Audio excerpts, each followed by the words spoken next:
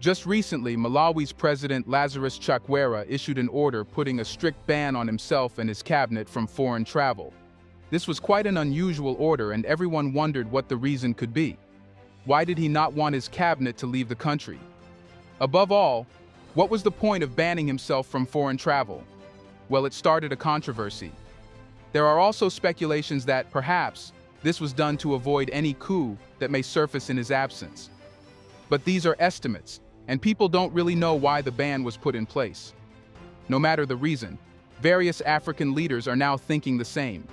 It's because every second in Africa is important, as the waves of coups have disturbed Western policies. Amid such challenges and sensitive situations, putting a ban hints that something is coming. What is it? Let's know about that in this video.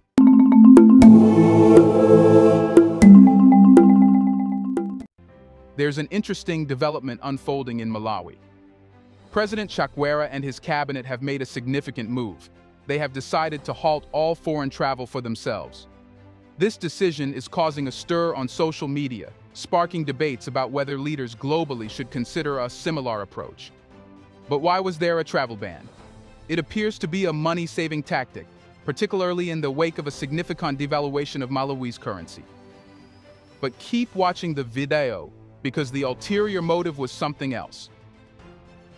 You should know that the country secured a loan from the International Monetary Fund to boost the economy, and the IMF demands austerity measures when it offers loans. Therefore, President Lazarus Chakwera has grounded himself and his government and mandated ministers abroad to return home. Furthermore, allowances for senior government officials have been cut by 50%.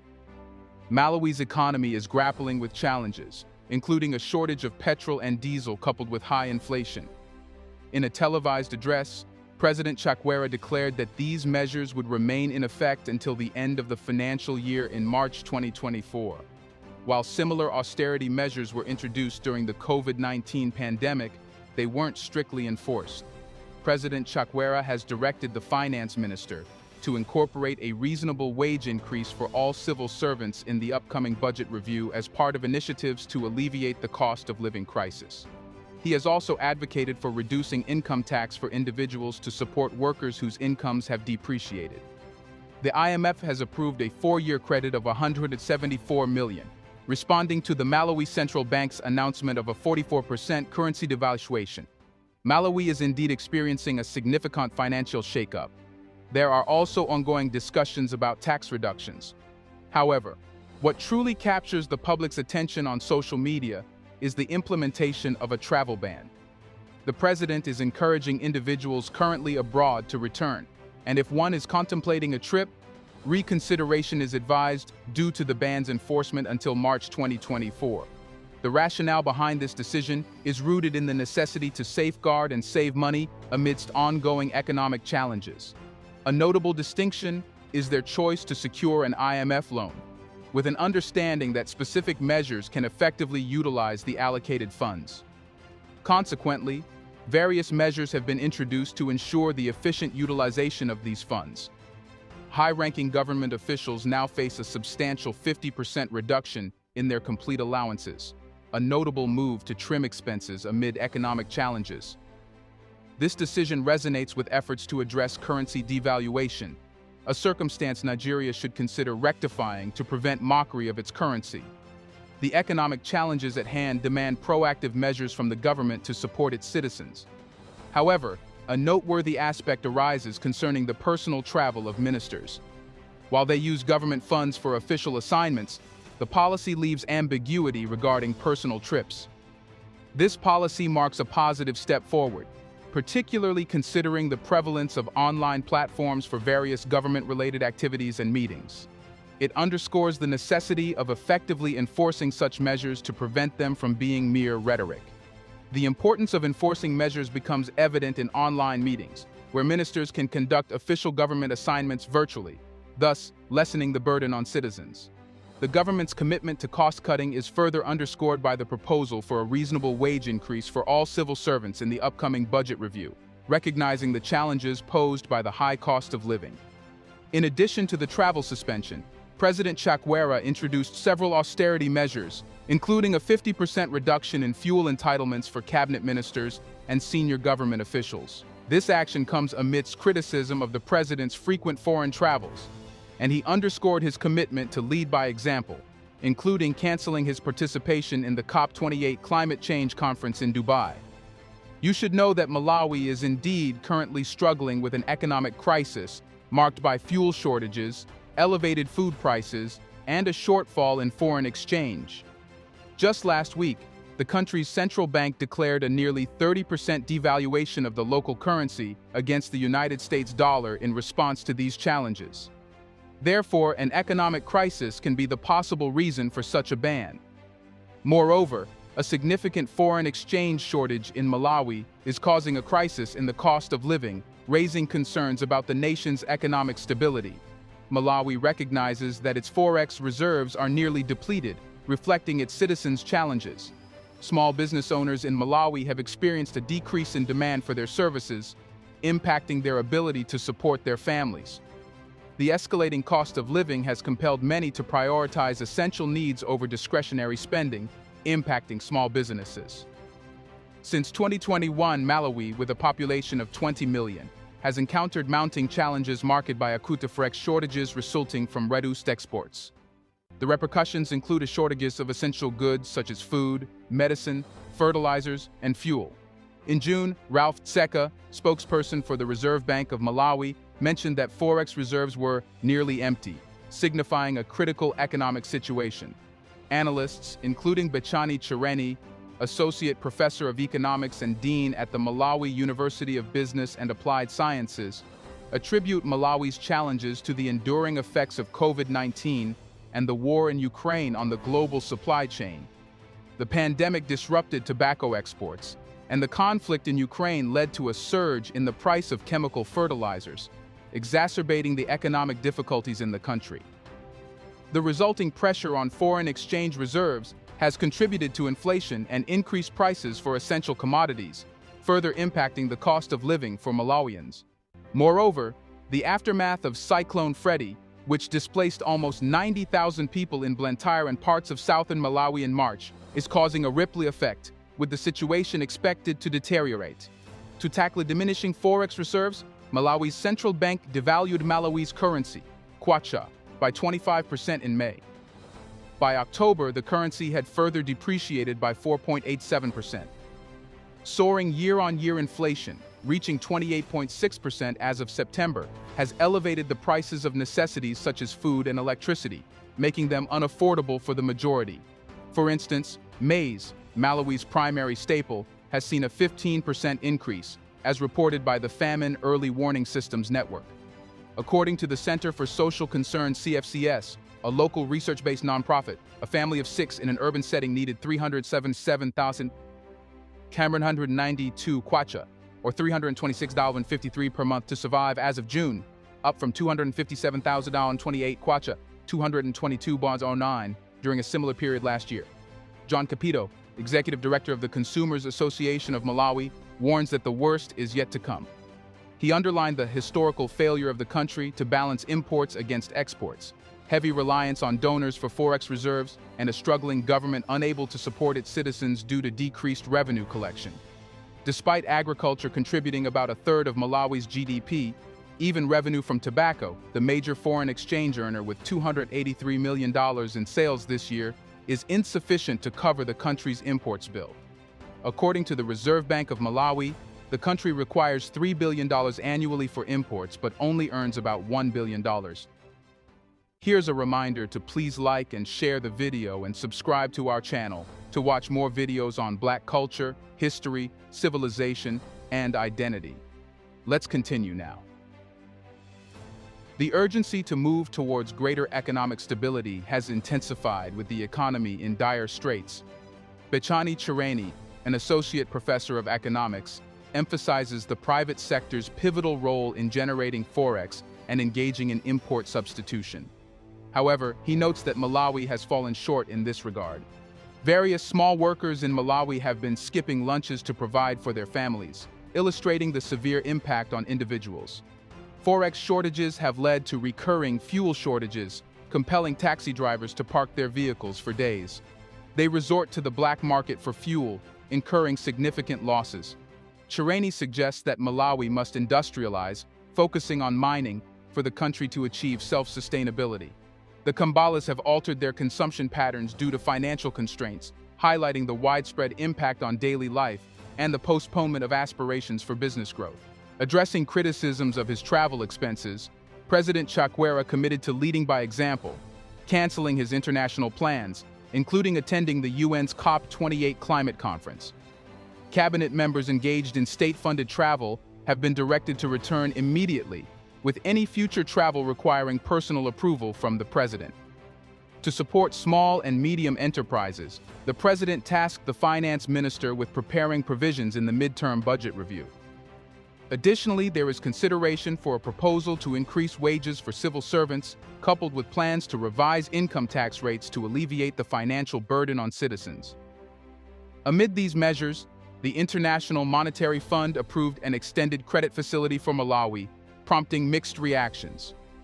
While some view it as a step towards fiscal discipline, others, including the leader of the opposition in parliament, criticize the measures as insufficient and laughable.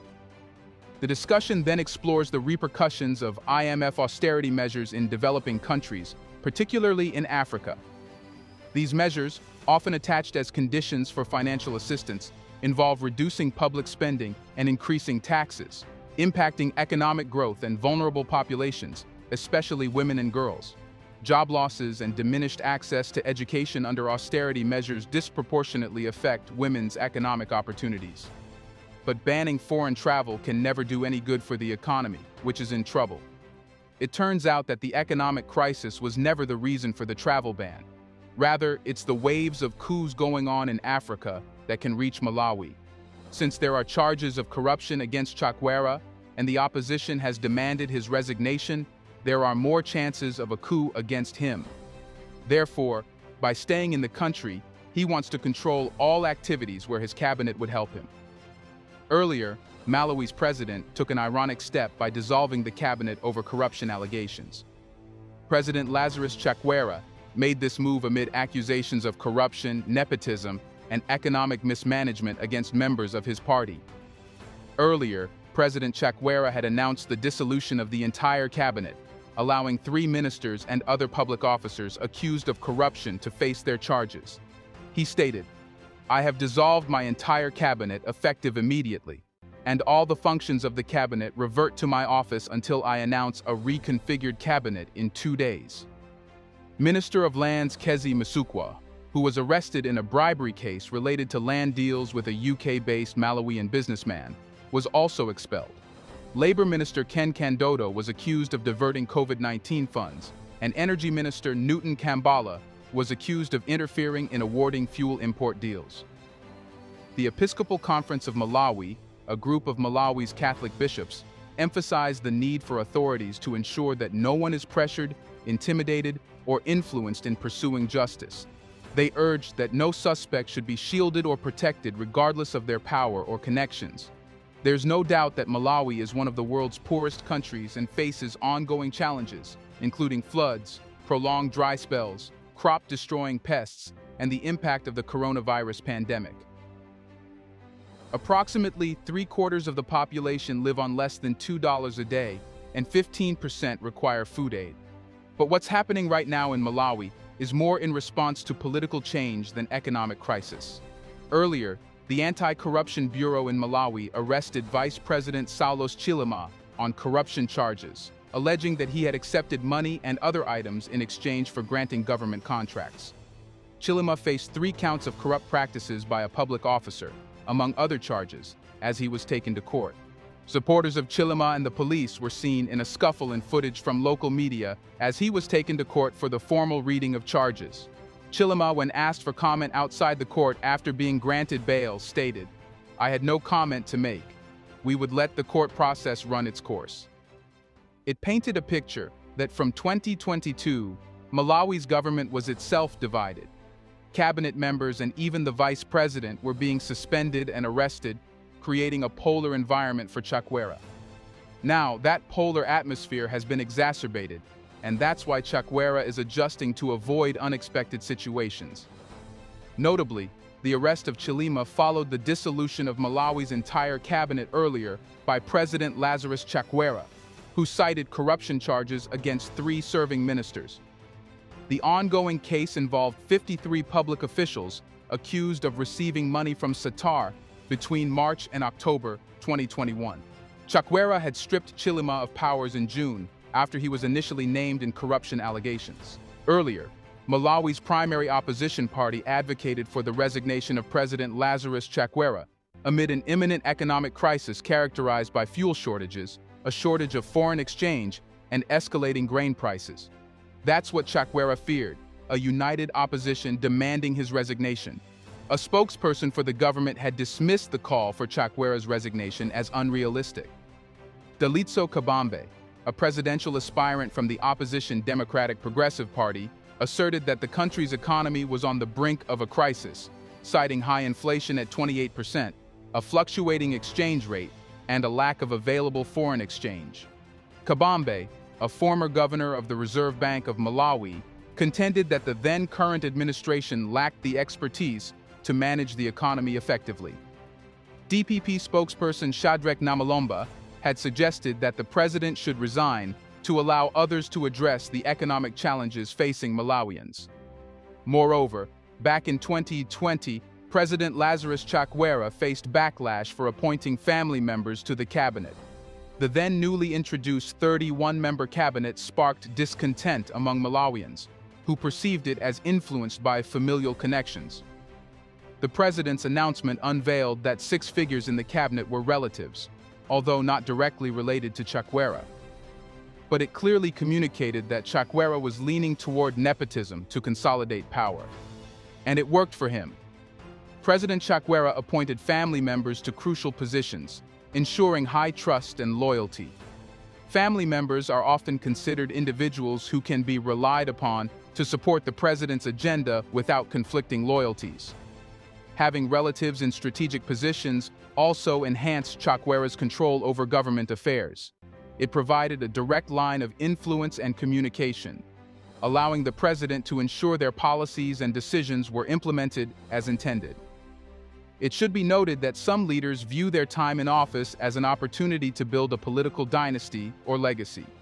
Appointing family members to key positions can be a way to establish and perpetuate a family's influence and control over political affairs. Presidents may feel a strong personal connection and comfort working with family members. This can create a sense of familiarity and ease in decision-making processes, especially in high-pressure and critical situations. Appointing family members may be a strategy to minimize internal opposition within the government. Family members are less likely to publicly challenge the president's decisions, contributing to a more unified front. Sometimes, nepotistic appointments may be driven by a desire to secure personal interests or financial gains. Family members appointed to key positions may have opportunities to influence policies or decisions that benefit the president's personal or familial wealth. Notably, in Chakwera's cabinet, the new labor and health ministers were siblings, and the incoming information minister was the sister-in-law of the new deputy agriculture minister. Sidik Mia, Chakwera's former running mate, took on the role of transport minister while his wife assumed the position of deputy minister for lands.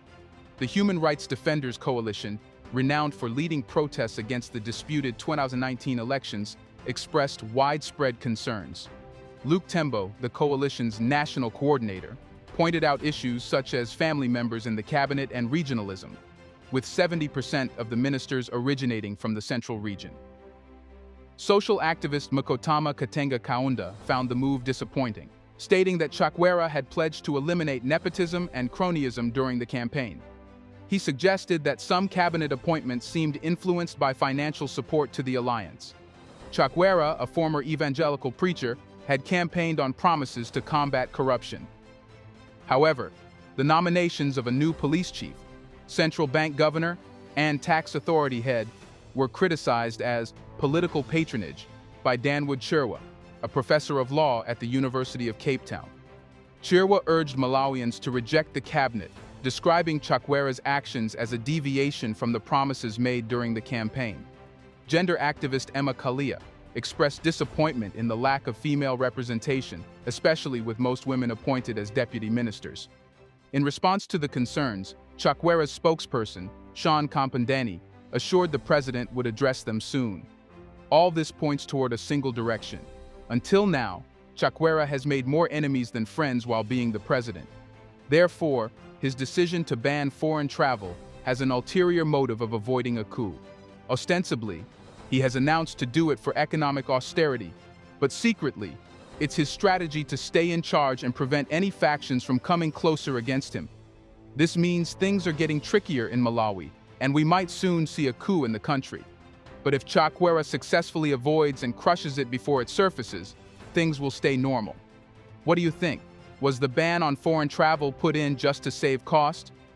Isn't it true that the objective might be to dissolve any coup attempts? Let us know your thoughts on the possibility of a coup when the leader is absent in the country. Do you want to watch more videos like this one?